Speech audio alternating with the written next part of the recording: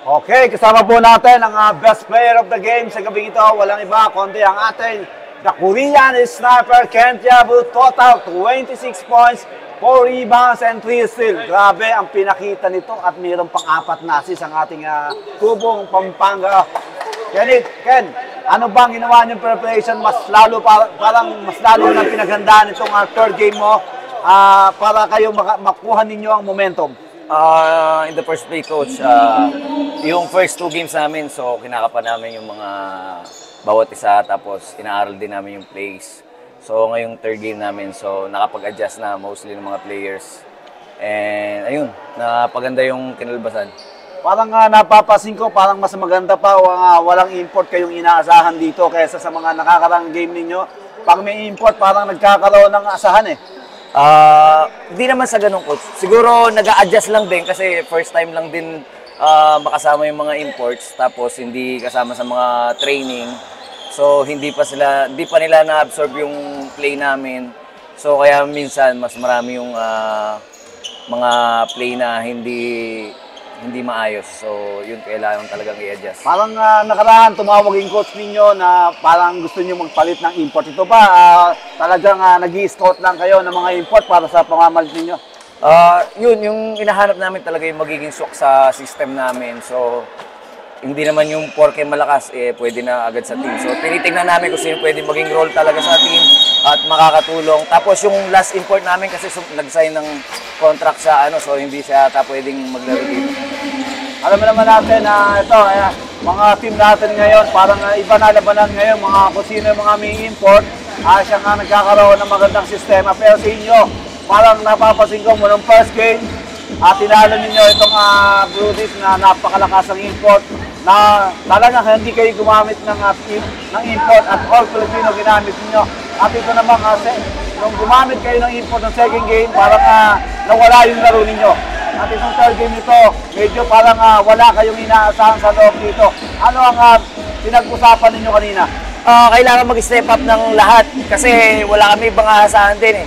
So parang mas click nga pagka all Filipino kami kasi magkakakilala kami sa loob ng court, kaya parang mas napapadali yung basketball. Alam mo naman natin itong si Korean Sniper nung last season, sila yung defending champion ng season 3 na talagang lumaban ng walang import. Diba? Talagang all Filipino. Kaya ito, palagay mo, itong team ninyo mayroong pag-asa dito sa makapasok sa finals dito sa itong season na to. For me, Coach, laban naman talaga kami. So, ang na lang dyan, ang big challenge talaga pagka sa import, yun talaga yung big challenges namin kasi sobrang lalaki talaga. So, kailangan yung mga center namin, condition sila at makabalik na yung iba. Siyempre, ngayon, wala kayong MJ Magpale, wala kayong dalawang import. Yung mga big man nyo, mga Orosio, wala rin dito. Siyempre, paano ninyo na-adjust yung laro nyo sa loob? Actually, lahat naman mga kasama ko, mga leader lalong-lalo si Coach Ronjay and si Bisnar. So, kumbaga yung leadership namin sa loob, parang okay na eh. So, ginaguide na lang din namin yung mga ibang teammates namin para at least ma-execute yung mga play. Alam mo naman natin ito si Kento nakarang first game o second game, mukhang talagang ginagawa niya, depensa lang, tumulong sa suportahan ng kanyang mga players. Pero ito, na alam niya, kailangan niya ng talagang help ng kanyang mga key players. Lumabas na naman ang laro ni The Sniper dito sa third game. But ang standing nila is 2-1, standing kayo ngayon. Palagay mo, Ken, matutuloy-tuloy na ninyo itong laban ninyo. Ginagol namin talaga, Coach, is mag-top 2 or top 1 kung kaya maitawid para at least makapag-prepare kami for semifinals or quarterfinals man.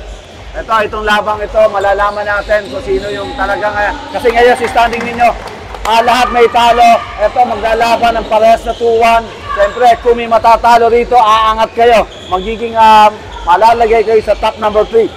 Kaya kung magsusunod-sunod may panalo ninyo, maaari nga, malaking pag-asa ng White Legs pumasok sila sa top 2 or top 1. Ngayon, sa susunod na laban ninyo, palagay nyo, kaya mo ipanalo nyo. Di pa natin masasabi, Coach, kasi mostly ng mga team nagre-ready talaga. So gagawin lang din talaga namin yung part namin para mairaos yung game. Kung manalo, mapaswerte. And kung hindi naman paswerte, okay lang din. At least makapag-adjust kami sa susunod na game. Okay muna. Kay Sniper, shoutout ka muna. At bumati ka sa mga mahal mo sa buhay, lalo-lalo na mga nasa Pilipinas at sa pamilya mo rito. Maraming salamat sa lahat ng sumusuporta ng Just Build TV. Lalo-lalo sa family ko, asawa ko, sa mga anak ko, sa Brina Gab, and si Krista. And sa lahat ng mga sumusuporta sa akin, mga taga Abu Dhabi, Bachelors, si Ninong Paul, at saka si Boss J. Ingal, saka sa lahat ng mga sponsor namin, Saat, One Trading, Bachelors, Boss Joel, and sa mga kaibigan ko, si Alvin Canilaw, si Just Dison, and sa lahat ng mga sumusuporta sa akin dyan sa Pampanga.